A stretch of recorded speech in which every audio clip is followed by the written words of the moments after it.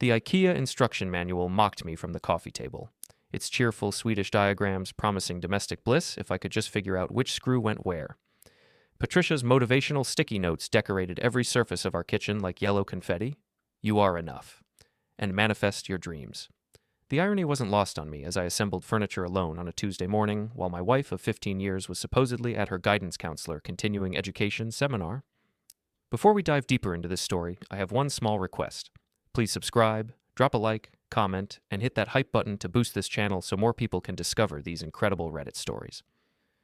My phone buzzed against the hardwood floor. Patricia's name flashed on the screen. I hit speaker and continued wrestling with what appeared to be either a bookshelf or a medieval torture device. Clayton, I need to tell you something important. Her voice carried that artificial sweetness she used with difficult students at Riverside High School. Let me guess. You need me to pick up more organic kale? I didn't look up from the instruction manual. Step 4 made about as much sense as our marriage lately. No, Clayton. I'm calling to inform you that I am officially ending our marriage. Today. Right now, actually. The Allen wrench slipped from my fingers. In the background, I heard familiar giggling. Ashley Morrison, Patricia's partner in suburban crime. Is that Ashley I hear? I kept my voice level, though something cold settled in my chest. How thoughtful of you to include an audience for this announcement. More giggling, then Patricia's voice sharper now. Ashley is here for emotional support. This is difficult for me too, you know. I'm sure it is. I set down the instruction manual and gave the phone my full attention. Tell me, Patricia, does Ashley know you've been having emotional support sessions with her husband Eddie for the past 8 months? The giggling stopped like someone had flipped a switch. What are you talking about? Patricia's voice climbed an octave. Oh, you know, the apartment on Maple Street you two have been renting. The one where you practice your guidance counseling techniques on a civil engineer who happens to be married to your best friend. Silence stretched across the line. I could practically hear Ashley's brain processing this information. You're being ridiculous, Clayton. You're just lashing out because my wife of 15 years decided to announce our divorce on speakerphone while her best friend listened in, or because she's been playing house with said best friend's husband since last spring. The line went quiet, except for some muffled conversation I couldn't quite make out. Ashley hung up, Patricia said finally, her voice smaller now. Smart woman, probably rushing home to have an interesting conversation with Eddie. Clayton, we need to talk about this properly, not like this. Actually, Patricia, I think this is perfect. You wanted an audience for the big announcement, right? Very theatrical. Very you. I walked to our bedroom, my bedroom now, I supposed, and opened the closet. Behind my winter coats, a manila folder waited patiently. Frankie Morrison, my private investigator buddy and Ashley's cousin, had been thorough. Photos, receipts, apartment lease agreements, phone records. 8 months of evidence, all neatly organized. I'll be staying at the lake house for a while, I told the phone. Give me a few days to process this earth-shattering news. Clayton, don't be dramatic. We're adults. We can handle this maturely. Absolutely. Very mature of you to coordinate this call with Ashley. I'm sure she appreciates being included in your little announcement. Patricia started to say something else, but I ended the call. The IKEA furniture could wait. I had more pressing construction projects to tackle. The lake house sat unfinished on 40 acres I'd bought 3 years ago, back when Patricia and I still talked about retirement plans and growing old together. Now it would serve a different purpose entirely. I loaded my truck with tools, the manila folder, and enough supplies for a few days of solitude. As I drove toward the lake, my phone buzzed with text messages. Patricia, probably. Maybe Ashley, too, demanding explanations. I let them buzz. The afternoon sun painted the lake silver as I pulled into the gravel driveway. The house was half finished, framed walls, partial roof, electricity, but no plumbing yet. Perfect for a man who needed time to think and plan. I opened the manila folder on my makeshift workbench and spread out Frankie's handiwork. Patricia and Eddie entering their love nest on Maple Street. Restaurant receipts charged to Patricia's credit card, the one connected to our joint account. Hotel stays during her supposed educational conferences. My phone rang again. This time, I recognized the number. Frankie. Hey, Clayton. Ashley just called me, crying and screaming. Something about Patricia and Eddie. I take it the cat's out of the bag. Patricia decided to announce our divorce this morning, on speakerphone, with Ashley listening in. Frankie whistled low. And you dropped the bomb about her husband right then and there? Seemed like appropriate timing. Ashley's losing her mind. She's demanding to see everything I found. I looked out at the lake, watching a pair of ducks paddle peacefully across the water. Give her copies of everything. She deserves to know what kind of friends she's been keeping. What about you? What's your next move? I'm going to finish building this house, and maybe do a little remodeling on some other people's lives while I'm at it. After Frankie hung up, I picked up my hammer and attacked the wall frame I'd been working on before Patricia's call. Each swing felt therapeutic. Patricia wanted a clean, mature divorce? She was about to learn that sometimes the cleanup process gets a little messy. The Side Pockets bar hadn't changed since my construction crew days. Same sticky floors, same neon beer signs, same crowd of locals who minded their own business. Perfect for a discreet meeting with Frankie. He slid into the booth across from me, looking like a retired cop trying to blend in with the after-work crowd, which technically he was. Ashley's been calling me every hour, he said, ordering a beer from the waitress. She wants payback. Specifically, she wants it aimed at Patricia. How's she handling the news about Eddy? Though, about as well as you'd expect. Threw his golf clubs in the front yard, changed the locks, called her lawyer. Frankie pulled out another manila folder. She also asked me to dig deeper. Turns out your wife and her boyfriend have been busier than we thought. I opened the folder. More photos, more receipts. A lease agreement for the Maple Street apartment that went back 10 months, not 8. Credit card statements showing charges at expensive restaurants, weekend getaways, even a jewelry store. That bracelet, Frankie pointed to a receipt. Ashley says Patricia told her it was a gift from you, for your anniversary. Our anniversary was 6 months ago. I gave her a weekend at that spa in Albany.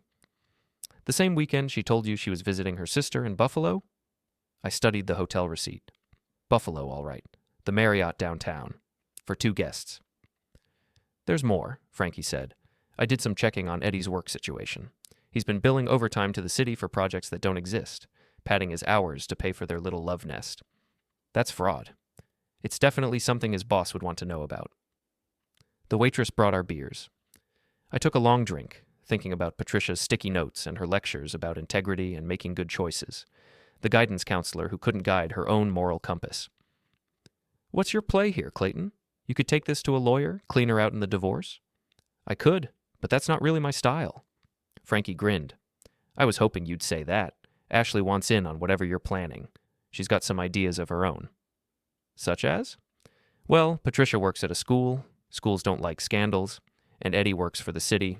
Government jobs come with ethics clauses. I pulled out my phone and scrolled through my contacts. What's the email address for Riverside High School's principal? Clayton, you sure about this? Once you light this fuse, there's no going back. I thought about Patricia's voice on that speakerphone call, so casual and cruel. The way she'd included Ashley in her little drama without a thought for the collateral damage. Some bridges are meant to burn, Frankie. 20 minutes later, I sat in my truck outside the bar, laptop balanced on my steering wheel. The email was simple and professional. Dear Principal Martinez, I thought you should be aware of some concerning behavior involving one of your guidance counselors. Please see the attached documentation regarding Patricia Keller's inappropriate relationship with a married man and the questionable financial arrangements involved. As someone who cares about the reputation of Riverside High School, I felt obligated to bring this to your attention.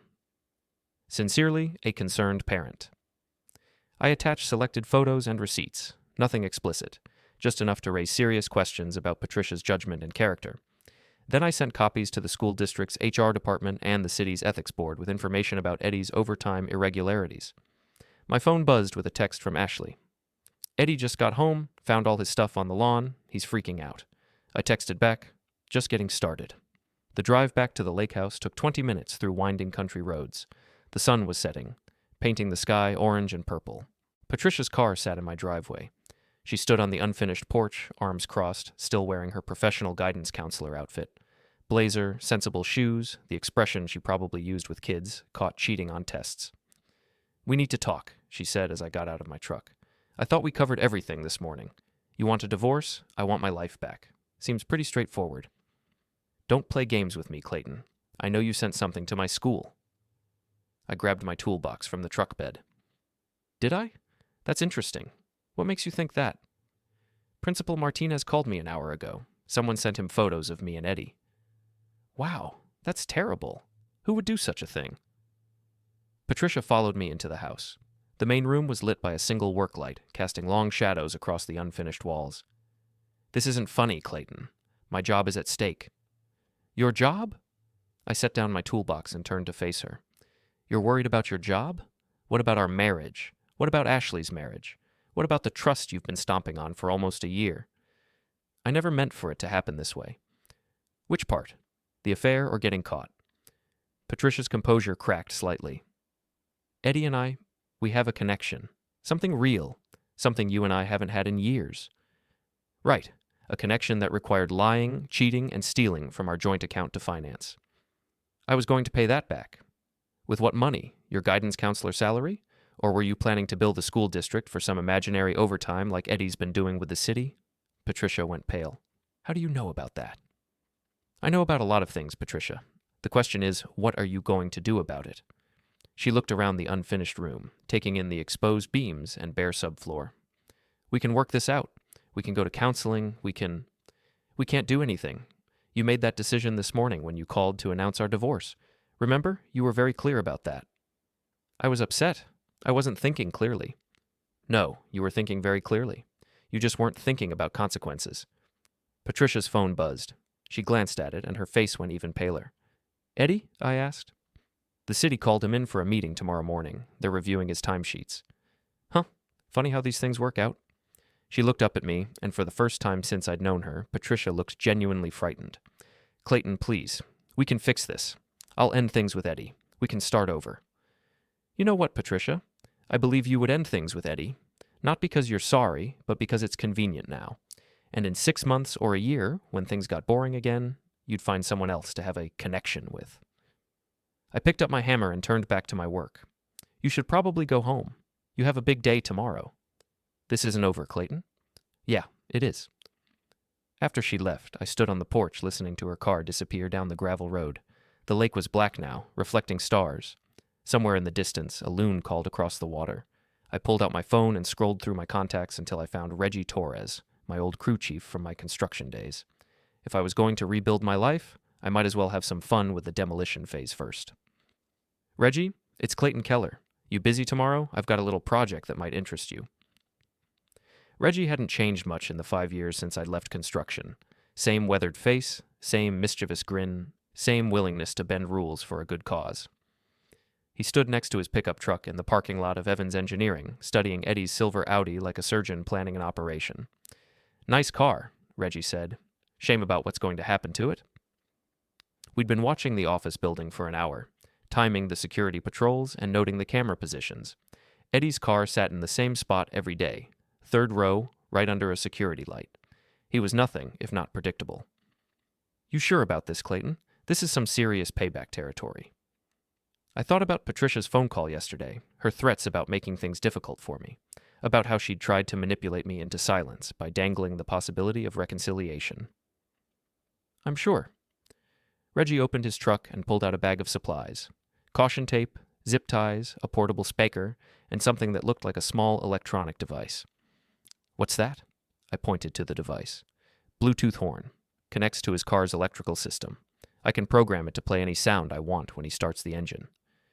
You've done this before? My ex-wife's boyfriend had a nice truck. Had being the operative phrase. We waited until the security guard finished his rounds, then moved quickly. Reggie was an artist with the caution tape, wrapping Eddy's car like a bright yellow present. I covered the windshield with flyers I'd printed at the library, simple black text on white paper that read, "Cheater," in bold letters. The Bluetooth horn took longer to install, but Reggie worked with the confidence of someone who'd spent decades wiring construction sites. What song did you pick? I asked as he finished the connection. Flight of the Bumblebee seemed appropriate. We stepped back to admire our work. Eddy's pristine Audi looked like a crime scene wrapped in a birthday present. Think he'll get the message? Oh, he'll get it. Question is whether he'll understand it. My phone buzzed with a text from Ashley. School board meeting moved to this afternoon. Patricia's in full panic mode. I showed the message to Reggie. Your wife's having a rough week. She's not my wife anymore. She made that very clear. We packed up our supplies and headed back to our trucks. The security camera had caught everything, but I'd worn a construction helmet and reflective vest. Just another worker doing maintenance in the parking lot. What's next? Reggie asked. Now we wait for the fireworks. The call came 3 hours later while I was installing drywall at the lake house. Eddy's voice was higher than usual, strained with panic and rage. You think you're funny, Keller? I think a lot of things are funny, Eddy. You'll have to be more specific. My car, the tape, the flyers, the horn that won't stop playing classical music. That's terrible. Did you call the police? The police said it was probably kids, but we both know it wasn't kids. I set down my drywall knife and gave the conversation my full attention. What exactly are you accusing me of, Eddy? You know what you did. I've been working on my house all day. Ask anyone at the lumber yard. I was there this morning buying supplies. Which was true. I'd made sure to establish an alibi before meeting Reggie. This has to stop, Clayton. Patricia told me about your threats. What threats? I haven't threatened anyone. The emails to my boss, the photos you sent to the school. I didn't send any emails or photos, Eddy, though I heard through the grapevine that someone did. Probably the same concerned citizen who decorated your car. Silence on the other end of the line. Here's the thing, Eddy, I continued. You and Patricia made this mess. You involved other people. Ashley, the school, your employer. Actions have consequences. I learned that in kindergarten. Apparently you missed that day. I could sue you for harassment. You could try, but you'd have to prove I did something wrong. And I haven't done anything except mind my own business and work on my house. Patricia's going to lose her job because of you. Patricia's going to lose her job because she made poor choices. Just like you're going to lose yours because you've been stealing from the city to pay for your little love nest. Another silence. How do you know about that? I know a lot of things, Eddy. I know about the overtime fraud. I know about the apartment lease you both signed. I know about the credit card charges and the jewelry and the weekend trips. I know you've been lying to everyone for months. You can't prove anything. I don't have to prove anything. Other people are asking questions now. Your boss, Patricia's principal, Ashley's lawyer. The truth has a way of coming out once people start looking. Eddy's voice dropped to a whisper. What do you want? I want you to leave my wife alone. Oh, wait. She's not my wife anymore. She made that clear yesterday. So I guess what I want is for you to enjoy the consequences of your choices. I hung up and went back to my drywall. The afternoon sun streamed through the unfinished windows, warming the room. Outside, the lake was calm and peaceful. My phone buzzed with a text from Ashley. Patricia suspended pending investigation. Eddy's been placed on administrative leave. Want to grab dinner and celebrate? I texted back. Rain check. I'm having too much fun building. But the truth was, I was just getting started. Patricia and Eddy had spent months planning their betrayal, coordinating their lies, building their secret life. Now it was my turn to do some building of my own. The Side Pockets was busier than usual for a Thursday night. Word traveled fast in a small town, especially when it involved scandal and public humiliation. I nursed a beer in my usual booth, watching the crowd and waiting for the evening's entertainment to begin. Ashley arrived first, looking better than she had in months. Amazing what a little righteous anger could do for someone's complexion. Eddy moved out this morning, she said, sliding into the booth across from me. Took his golf clubs and his wounded pride. Where's he staying? Probably with his mother. She always thought he was too good for me anyway. The door opened and Patricia walked in, scanning the room like she was looking for someone. She'd changed out of her professional guidance counselor outfit into jeans and a sweater, but she still carried herself with that air of superiority that had always grated on my nerves. Speak of the devil, Ashley muttered. Patricia spotted us and walked over, her expression a mixture of anger and desperation. Ashley, I've been trying to call you. I know, I've been ignoring you. We need to talk. This whole situation has gotten out of hand. Ashley laughed, a sound with no humor in it. Out of hand? You mean the situation where you've been sleeping with my husband for almost a year? It's not that simple. It's exactly that simple, Patricia. You're a cheater and a liar, and now everyone knows it. I watched this exchange with professional interest. Patricia was trying to control the narrative, to position herself as the victim of circumstances rather than the architect of her own destruction. Clayton, Patricia turned to me. Can we please talk privately? I don't think so. Ashley and I are having a nice conversation about trust and betrayal. You're welcome to listen. This is ridiculous. I'm not going to be ambushed in a bar. Ambushed? Ashley stood up, and several people at nearby tables turned to watch. You want to talk about ambushes? How about the ambush you and my husband planned for our marriages? The room was getting quieter as more people tuned in to our little drama. Patricia noticed and lowered her voice. Please, can we go somewhere private? No, I said. You like public announcements, remember? Speakerphone calls, audience participation. This is just another kind of performance. Patricia's face flushed red. You're being cruel. I'm being honest. Something you should try sometime. I made a mistake. You made dozens of mistakes, Ashley interrupted. For months. Calculated, deliberate mistakes that hurt people who trusted you. The door opened again, and Eddy walked in, probably looking for Patricia. He saw our little gathering and hesitated, clearly wanting to turn around and leave. "Eddy!" Ashley called out loudly enough for half the bar to hear. "Come join the party." He approached reluctantly, looking like a man walking to his execution. "Sit down," I said, gesturing to the empty chair at our table. We were just discussing the consequences of poor decision-making. "I don't have to listen to this." "Actually, you do," Ashley said. "You owe me that much." Eddy sat down, avoiding eye contact with everyone. "So," I said conversationally, "how did the meeting with your boss go today?" "I've been placed on administrative leave pending investigation." "That's rough. What exactly are they investigating?" Eddy glared at me. "You know what they're investigating." "I really don't. Why don't you explain it to everyone?" The nearby tables had given up any pretense of not listening. We had a genuine audience now. "They're reviewing my timesheets," Eddy said quietly. "Speak up," Ashley said. "Some people in the back might not have heard you." "They're reviewing my timesheets," he repeated louder. "And what do you think they'll find when they review those timesheets?" I asked. Eddy didn't answer. "I'll tell you what they'll find," Ashley said.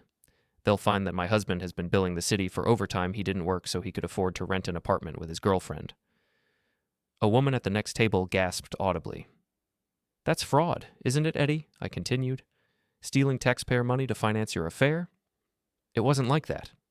"What was it like?" Patricia asked, and I could hear the panic in her voice. She was starting to realize that her boyfriend might not be the stable alternative to marriage she'd thought he was. "I was going to pay it back?" "With what money?" Ashley demanded. "Your salary? The salary you won't have after they finish their investigation?" The silence stretched out uncomfortably. Patricia and Eddy sat there looking like children caught in a lie, while Ashley and I watched their world crumble in real time. "This is insane," Patricia finally said. "We're adults. We can work this out." "No, we can't," I said. "You burned those bridges when you decided to blow up 2 marriages for your little midlife crisis." "It wasn't a midlife crisis. What would you call it? A spiritual awakening? A journey of self-discovery? You're a guidance counselor, Patricia. You're supposed to help kids make good choices. Instead, you've been making the worst possible choices for months." "You don't understand." "I understand perfectly. You got bored with your life and decided to torch everything rather than deal with your problems like an adult." Patricia stood up abruptly. "I don't have to listen to this." "No, you don't," Ashley agreed. "You can leave any time, just like you left your marriage, your friendship, and your integrity." Patricia looked around the room at all the faces watching her, then back at Eddy, who was staring at his hands.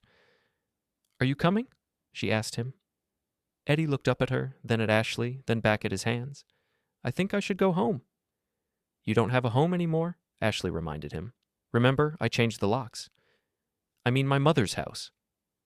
Patricia's face went through several expressions: surprise, hurt, anger, and finally a kind of desperate calculation. "Fine, I'll call you tomorrow." She walked toward the door, trying to maintain some dignity. The entire bar watched her leave. "Well," Ashley said, raising her beer, "that was therapeutic." Eddy started to stand up, but I put my hand on his arm. "Sit down, Eddy. We're not done talking." He sat back down reluctantly. "Here's what's going to happen," I said quietly. "You're going to stay away from Patricia. You're going to stay away from Ashley. You're going to find a new job in a different town and start over somewhere else. You can't tell me what to do." "I'm not telling you what to do. I'm explaining what's going to happen, because if you don't disappear quietly, things are going to get much worse for you." "Are you threatening me?" "I'm educating you about consequences, about how actions ripple outward and affect other people, about how sometimes the best thing a man can do is admit he's made terrible choices and try to minimize the damage." Eddy looked at Ashley, who was watching him with a mixture of disgust and pity. "I'm sorry," he said to her. "No, you're not," she replied. "You're sorry you got caught. There's a difference." Eddy nodded slowly, stood up, and walked out of the bar without another word. Ashley and I sat in comfortable silence for a while, watching the other patrons return to their own conversations and problems. "What happens now?" she asked. "Now we finish what we started." "Meaning?" I pulled out my phone and showed her a text message I'd received an hour earlier. "School board meeting tomorrow at 3 p.m. Patricia's employment status to be determined." "Want to attend a public meeting tomorrow afternoon?" Ashley grinned. "Wouldn't miss it." The Riverside High School conference room smelled like industrial coffee and broken dreams. I sat in the back row of folding chairs, watching Patricia fidget at the front table next to her union representative. The school board members looked appropriately grim as they reviewed the evidence that had somehow found its way to their attention. Ashley sat beside me, taking notes like a court reporter. She'd dressed professionally for the occasion, navy blazer, serious expression, the picture of a concerned community member. The board has reviewed the documentation provided by the anonymous complainant, Principal Martinez was saying, as well as additional information that has come to light during our internal investigation. Patricia's union rep, a tired-looking woman named Carol, shuffled through her papers. My client maintains that her personal life has no bearing on her professional performance. Normally, I would agree, said Board Member Thompson, a retired teacher with steel gray hair. However, when that personal life involves financial irregularities and questionable judgment, it becomes a professional concern. I leaned forward slightly. Financial irregularities? Martinez continued reading from his notes. The investigation revealed that Mrs. Keller used school district credit cards for personal expenses on 3 occasions, claiming they were educational conference costs. Ashley elbowed me gently. Patricia had been busier than we thought. Those were legitimate educational expenses, Carol protested. My client attended relationship counseling seminars that directly related to her work as a guidance counselor. In Buffalo, on weekends. With a male companion who was not her husband, Thompson replied dryly. Patricia's face had gone pale. She whispered something to Carol, who shook her head. Furthermore, Martinez continued, we've received complaints from parents about Mrs. Keller's recent behavior and attitude. Several students have reported feeling uncomfortable during counseling sessions. This was news to me. I'd focused on Patricia's affair and financial misconduct, but apparently her personal problems had been affecting her work performance too. The board has also been made aware of Mrs. Keller's involvement with a city employee who is currently under investigation for fraud, added Board Member Williams, a local business owner. This raises additional concerns about judgment and character. Carol tried one more time. My client is going through a difficult personal situation. She deserves support, not persecution. Mrs. Keller deserves the same consideration we would give any employee who violated district policies and public trust, Thompson said firmly, which is to say, none. The vote was unanimous. Patricia's employment with Riverside High School was terminated effective immediately. I watched her gather her papers with shaking hands while Carol murmured consolations about appeals and legal options. Patricia looked back once as she left the conference room, scanning the small audience until her eyes found mine. The look she gave me was pure hatred, mixed with something that might have been respect. She knew I'd orchestrated this, and she knew I'd done it well. Ashley and I waited until the room cleared before heading to the parking lot. Feel better? She asked. Getting there. My phone buzzed with a text from Reggie. Package delivered to Maple Street apartment. Landlord not happy. I'd almost forgotten about that loose end. Reggie had volunteered to return Patricia and Eddy's love nest to its original condition, which apparently involved removing all their belongings and placing them strategically around the apartment complex dumpster. One more stop, I told Ashley. The Maple Street apartment complex was a generic suburban development designed to house young professionals and people going through messy divorces. We found Patricia's car parked outside Building C, along with what appeared to be most of her worldly possessions scattered across the parking lot. Patricia stood next to the dumpster, trying to salvage a lamp that had clearly lost an argument with gravity. She looked up as we approached. Come to gloat? She asked. Come to observe, I corrected. This is educational. The landlord evicted us, she said, as if this explained everything. Apparently, someone sent him photos of Eddy and me violating the lease agreement about unauthorized occupants. That's terrible, Ashley said with mock sympathy. Who would do such a thing? Patricia ignored her and focused on me. You've destroyed everything. My job, my relationship, my home.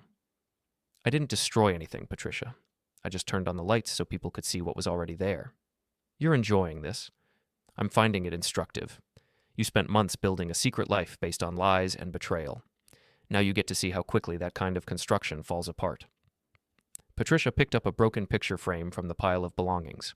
It held a photo of her and Eddy at some restaurant, both smiling like they'd discovered the secret to happiness. We were happy, she said quietly. You were lying, I replied. There's a difference. What about you, Clayton? Are you happy now? Now that you've ruined 2 people's lives? I looked around at the apartment complex, at the scattered belongings, at Patricia standing there in her wrinkled clothes holding a broken picture of a broken relationship. I'm satisfied, I said finally. You made choices, Patricia. You chose to have an affair. You chose to lie to everyone who trusted you. You chose to steal money to finance your fantasy life. I just made sure those choices had appropriate consequences. And what about your choices? What about revenge and manipulation and cruelty? What about them? Don't you feel guilty? I considered the question seriously. Did I feel guilty about exposing Patricia's affair? About revealing Eddy's fraud? About making sure their actions had real-world consequences? No, I said. I feel like I've been building something honest, something real. Patricia stared at me for a long moment, then threw the broken picture frame into the dumpster. I hope it was worth it. It was. Ashley and I walked back to our cars, leaving Patricia to sort through the wreckage of her choices. The sun was setting, painting the sky orange and purple, the same colors I'd seen from my lake house the night this all started. What now? Ashley asked. Now I finish my house, and you finish your divorce, and we both get on with our lives. What about Patricia and Eddy? What about them? They're adults. They'll figure it out. I drove back to the lake house as darkness settled over the countryside. The unfinished rooms waited patiently for my attention, and I had plenty of work ahead of me. But for the first time in months, I was building something that belonged entirely to me. My phone sat silent on the workbench. No more calls from Patricia, no more threats from Eddy, no more drama from people who'd forgotten that actions have consequences. I picked up my hammer and got back to work. Outside, the lake reflected stars, and somewhere in the distance, a loon called across the water. The sound was peaceful and wild and completely honest, just like the life I was building,